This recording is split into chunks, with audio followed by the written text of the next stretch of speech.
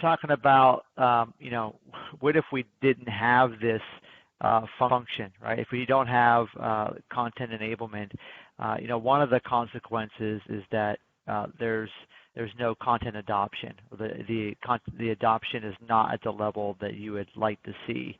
What are other consequences of not having content enablement?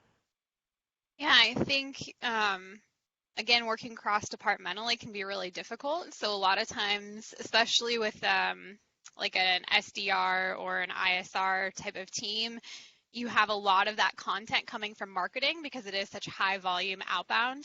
And so sometimes if your SDRs, for example, have KPIs that marketing owns, but that sales is in charge of managing that team, it can be really difficult for the sales reps to manage those competing priorities. And so enablement can be really helpful because, again, they can understand that problem and they can help solve that problem, because it's really not up to the reps to solve that problem. And I think so often people get really stuck between the end user and then kind of the next level up. But enablement really helps smooth that out and helps the reps focus on what they need to do while just making sure that sales, marketing, demand gen are all aligned in terms of what is expected of sales reps.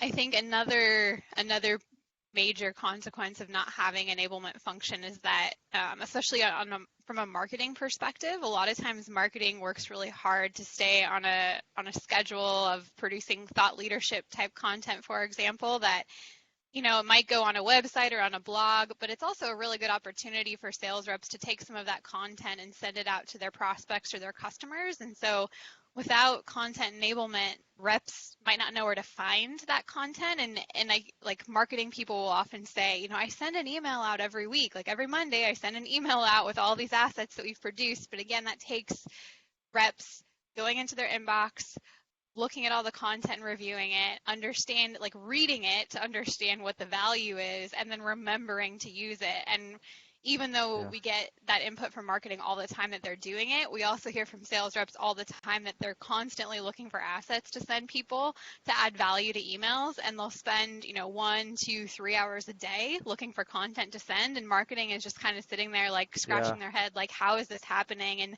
again, content enablement, it really helps just put that right in front of the end user and points to it to say, hey, if you have, like a CFO in the utilities industry, like this is the content for them. And that just makes it really easy for reps to say, okay, cool, I trust this, and just send it out. And without the sales enablement function, the content enablement function, sometimes that content just sort of gets lost.